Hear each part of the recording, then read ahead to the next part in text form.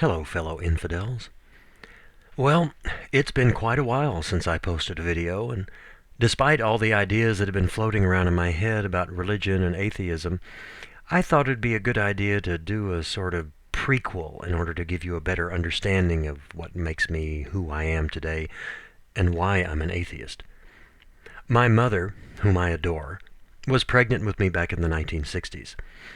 As she explained to me years later, her marriage to my father was failing rapidly at the time.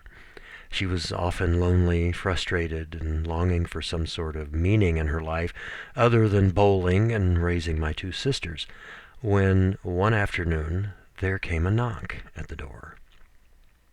It didn't take long for Elder James and Elder Allen to find a fertile plot for the seeds of their tale of an American Testament to take root. My mother always recounted with great fondness the burning in the bosom that she felt. She sat and listened to the account of Jesus' pilgrimage across the Atlantic Ocean to minister to the remnants of the lost tribes of Israel who, by some strange stroke of luck, had managed to beach themselves on the coast of North America. Thus it was that I was born, by default, a Mormon. Not that I had any choice in the matter, you understand. Like most children of religious parents, when Sunday morning rolled around, I got my ass out of bed and went to church. There was no discussion on the matter. I was going to be raised properly in the one true church. Never mind that it had been founded by a charlatan and con man who had been in and out of jail more often than a Vegas hooker. As the years went by, I was indoctrinated in all the usual claptrap one finds in religion. I, on the other hand, enjoyed the additional bonus of hieroglyphics on gold plates, translated through rocks in a hat, secret planets, posthumous baptisms, and magic underwear. Even as a kid, listening to Mormon dogma always gave me the distinct impression of a sales pitch from a slightly inebriated used car salesman who just happened to be doing business in a church. Still, I had many good friends there that I enjoyed seeing. I liked the music, I got to show off my new beige leisure suit, and damn near lost my virginity in a dressing room behind the baptismal font one Sunday afternoon. But that's another video. As a Mormon, you're expected to take on the yoke of absolute belief in the veracity of your faith. The mantra of, "I know this church is true," could be heard with great enthusiasm every first Sunday of the month when we had testimony meeting. I remember, while suffering through one of these endlessly boring exercises in mutual spiritual masturbation, how rote and rehearsed everyone's little speech sounded as they stood there, cradling the microphone and parroting, almost verbatim, the quivering manifesto of the undying loyalty expressed by the person who had just spoken. Many is the time I had prayed, not for a stronger faith, but for a quicker death than the one I was suffering at the time. I stopped going to church as soon as I was old enough to assert myself, somewhere around 16, and was thus mercifully spared the indignity and possible sexual scandal of serving on a mission. When I was much younger, I would break out into a cold sweat every time the prospect of that 2-year conscription to spread the gospel would come up. This in spite of the fact that my very first crush was directed toward a missionary, a brown-eyed, handsome Latino named Rodolfo, who, with his partner, used to frequent our house for Sunday dinner. Again, that's another video. My emancipation from Mormonism coincided with an equally freeing move to New York City, where I had gone to pursue my one true calling, acting. Free from the burdens of my family's expectations and religious dogma, I imagined myself on the road to fame and fulfillment. Needless to say, Broadway paid about as much attention to me as an elephant stepping on a stink bug. Next door to my flat near Times Square was a little Episcopal church tucked in between the nondescript apartments and storefronts, St. Mary the Virgin. I wandered inside one day. Well, you would have thought the Archbishop of Canterbury was in attendance by the way these folks were carrying on. Never in my life had I seen such pageantry, extravagance, and elegance. The clergy resplendent in their robes, the acolytes in their cassocks and surplices, the congregation in their furs and Burberrys. The whole of the building seemed upheld by statues and plaster pilasters.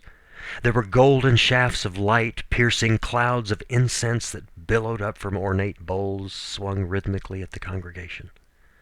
The organ seemed on the verge of shattering the very walls of the place and bringing the gilded roof down on top of us. And the candles, my God, the candles! Was there ever such a congress of wax and flame, turning everything a soft golden hue? I was intoxicated, mesmerized, awestruck, infatuated. This was what I came to New York to experience. This was much, much more than a mere church. This was theater. And I didn't even have to audition. I decided on that very night that I needed more of this in my life. It seemed to me that the whole thing had been written, produced, and directed by someone who knew exactly what I needed at that time in my life. What better way for a frustrated thespian and Anglophile to satisfy his need for the dramatic? I moved shortly thereafter, and after sampling other churches, I eventually settled on a congregation worshiping in a somewhat faded old lady on Park Avenue South. She was high church, lots of bells and smells and pageantry, but not so much as to insinuate anything as pedestrian as Roman Catholicism. A wonderful combination of provenance, tradition, cosmopolitan members, and a hop, skip, and a jump from the number 6 train. Not to mention a kick-ass coffee hour in the narthex after the service. I took to things like a duck to water. Within a few months, I had committed the service of the Holy Eucharist to memory, Rite 1 and Rite 2, since we did both on occasion. I filled out my pledge form and dutifully stood in line after the end of the service to congratulate the vicar on the profundity of his sermon. Now, mind you, I wasn't being shallow or superficial with all this carrying on I was doing. I really, truly enjoyed it, everything about it. It was uplifting. It made me feel better about myself and my life. And more importantly, it helped soften the harsh edges of the tedium of being a working schmuck scraping by in New York. I soon began ascending through the many positions in which the laity can participate in services, starting with lector, then acolyte, chalice bearer, then as thurifer. I reached the pinnacle of my religious career on being made the master of ceremonies. This is the guy who is, in essence, the director of the show on Sunday mornings. I recruited and assigned the acolytes, met with and, on occasion, coached those reading the lesson that day, coordinated the positions and duties of visiting clergy, and schmoozed members and visitors before the service began. But the high point of my gig was leading the procession into the church on Sunday morning. With everyone dutifully waiting behind me at a side door, the organist would segue into the prologue of the processional hymn. On cue, I would swing the door open with no small dramatic flair, as the congregation at once rose to their feet. There was one Sunday in particular when I had one of my first religious experiences. In fact, the only one I've ever had at an actual church. I was leading the procession, wearing my cassock and carrying the gilded gospel book reverently in my arms, with the crucifer and acolytes behind me. Members of the congregation faced us as we passed, some bowing to reverence the cross, others just giving a slight, reserved Anglican nod of the head.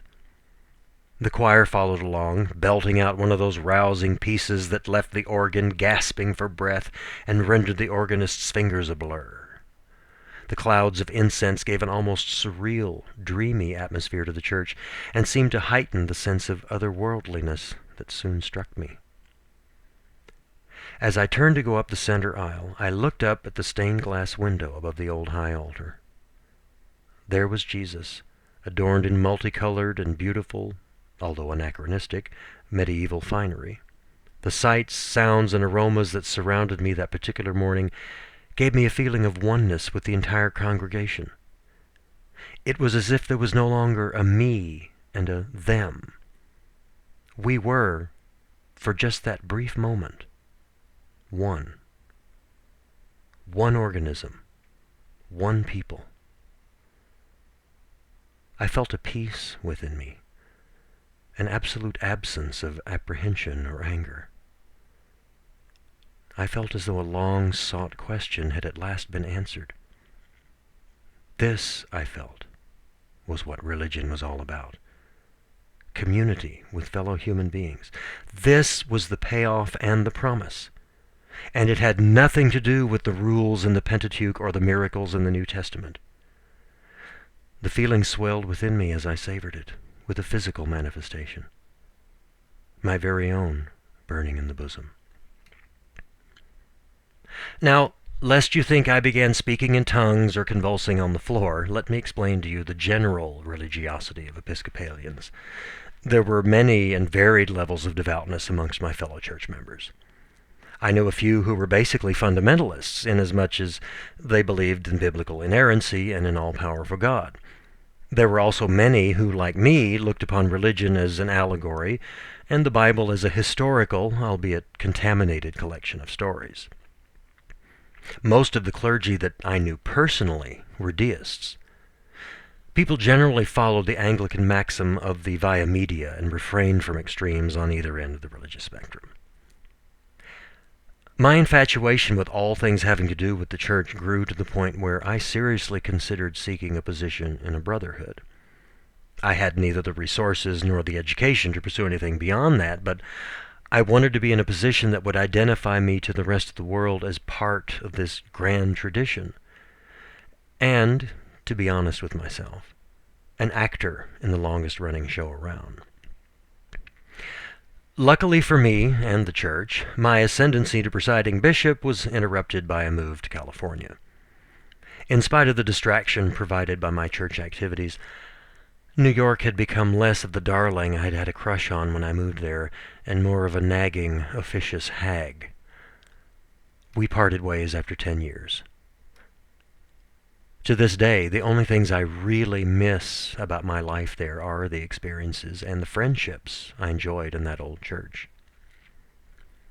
I tried for a while to duplicate my life in California, but never found anything that was quite the same. I soon became one of those holiday Episcopalians, and only crossed the threshold of a church on Easter and Christmas, and after a few more years, not even that. Now you may well be asking yourself, why, when I had such a great time and so many memorable experiences participating in a religion, I made the paradigm shift to become an atheist? I can only say that what I have observed over the last several years with regard to religion has led to the germination of what was just a seed of agnosticism in the back of my mind for my whole life, to full-blown atheism. I had always looked upon the mythology of Christianity and other religions as a tool. Like all tools, it can be used for good or bad. It depends upon the person wielding it. Religion, like fire, can be used to comfort and protect, to warm and console, to provide a source of strength to a frail and vulnerable human being, as we all are. It can also be used as a weapon to intimidate, harass, frighten, and destroy. It's been used throughout the centuries by those in power to subjugate and oppress their own people and to justify the pillage and murder of their enemies. With the rise of religious extremism worldwide, I've seen more and more supposedly devout people lashing out at their fellow human beings with this weapon of religion. It has been put to use in the last few years with terrible and horrific consequences by those who claim theirs to be a religion of peace. It has been unleashed within the very halls of my government as an excuse to deny individual rights to citizens, remove the sovereignty a woman has over her own body, and to corrupt the education of our children by inserting creation myth alongside scientific fact. In a less extreme vein, I have many religious friends and family, none of whom would I ever expect to use their religion as anything but the pillar of morality and comfort they have deemed it to be. Nor do they subscribe to the more draconian laws of the Old Testament. They would never condone the stoning of a disobedient child or someone who mows the lawn on Sunday morning. They would never consider getting a haircut or wearing a cotton polyester blend anything but mundane. They are decent, law-abiding, loving people who just want to live a happy life. And the smell of bacon is just as enticing for them as it is for me. So what's my problem? Why do I reject the whole kit and caboodle of religion just because there are a few assholes out there causing trouble? It has to do with contamination. I throw out the baby with the bathwater in this instance because this kid is so rife with fleas that anyone who so much as dips a toe in with him is going to come out with an itch. That itch is going to rear its head sometime or another and have an influence on the unsuspecting host. To me, it doesn't matter if the practitioner only intends to follow the niceties of their religion and ignore the genocide, rape, slavery, infanticide, misogyny, and bigotry that is also included in the book on which it is based. It's impossible for me to accept the assertion that they can use such a canon as a moral compass with so many nasty magnetic particles around affecting the direction of true north. Another reason for my dismissal is the counterintuitive mindset one has to have in order to justify worshiping an all-loving deity who, on one hand, claims a paternal interest and affection for his creation, while simultaneously consigning them to a miserable life for the heinous sin of realizing they could think for themselves, a trait which you would assume he might have removed from the template before making the final cast. I have never been able to grasp the mental acrobatics required to equate such a being with a caring parent. In his instruction book to humanity, he seems much more preoccupied with specifics on how to make war with your neighbors, which girls to kill and which to keep for sex slaves, helpful kitchen tips, and how to inflate his ego with constant adoring worship. It appears that altruism was an afterthought inserted somewhere behind the really important stuff. I have always had a keen sense of what is right and wrong, as I think most people do. It's part of our nature and has evolved over thousands of generations. I try to live a good, honest life with as little negative impact on my fellow man as is humanly possible because it pleases me to do so. I don't need the cudgel of eternal damnation to make me a decent person. The final nail in my coffin for religion is the simple fact that we live in the 21st century. We don't need Bronze Age myths to explain the unexplainable, which for them included the sunrise, the stars, the tides, and menstrual cycles, all of which can be easily explained by watching a couple of kids' programs on PBS today. Okay, maybe not the menstrual cycles. And yet, in spite of the scientific progress of the last several centuries, there remain large groups of people who doggedly cling to the superstitions of unenlightened tribesmen formed thousands of years ago. We no longer attribute natural phenomena to the wrath of an angry God. We no longer think that ships will sail off the end of a disc-shaped Earth that occupies the center of the universe. We know that said Earth is over 4 billion years old, and that natural processes and evolution are responsible for the incredible diversity and brilliance of its flora and fauna. This assuming you're not certain members of Congress. I see the resurgence of religious fanaticism as a serious problem for all societies. Those who would stop the clock and return to some idealized utopia of theocratic rule are eroding our liberties and the foundation for democratic government. There was a time when religion was the major player in Western civilization, and it was called the Dark Ages for a reason. When someone uses their religion as an excuse for bigotry and hatred and seek to insert that venom into my government, I have to call them out on it. Their claim that theirs is the moral high ground is rendered moot by the juxtaposition of contempt for their fellow man and a desire to follow biblical morality, an oxymoron of truly biblical proportions. I think the main reason for the upsurge in extreme religious fervor is that the devout see the whole world changing right before their eyes and with, for them, alarming speed. I think they long for a simpler time when there were strict, absolute guidelines for the way people should behave. They see modern society as taking too many freedoms and straying from some sort of authoritarian code meant to keep us in line with the will of an ever-watchful deity. This code provides them with a sense of comfort and stability in the face of an unpredictable world. And removing it has caused much the same reaction you would get from taking away a child's favorite blanket. We live in a world that faces monumental problems, the solution for which will require every bit of urgency, dedication, and brain power we as a species can muster. If just a tiny fraction of the energy, money, and enthusiasm now channeled toward religion and its divisiveness were devoted to addressing these problems, our world would be unrecognizable. The change would be so profound. I see the practice of continuing to prop up this tired old dead horse of religion as not only a waste of resources and an anachronism, but as a desperate attempt to cling to old, familiar ways for those people who have a profound fear of the unknown. We as a society owe our posterity a safe, clean, and livable world. We owe our fellow human beings the courtesy of equality and a life free from fear and persecution. We owe each other the favor of acceptance and respect. If we can accomplish even a small part of this in our lifetime, we will have come within reach of fulfilling that ideal of being the one organism, one people, that I experienced so many years ago in that smoky old church. Now that's a burning in the bosom I would love to have again.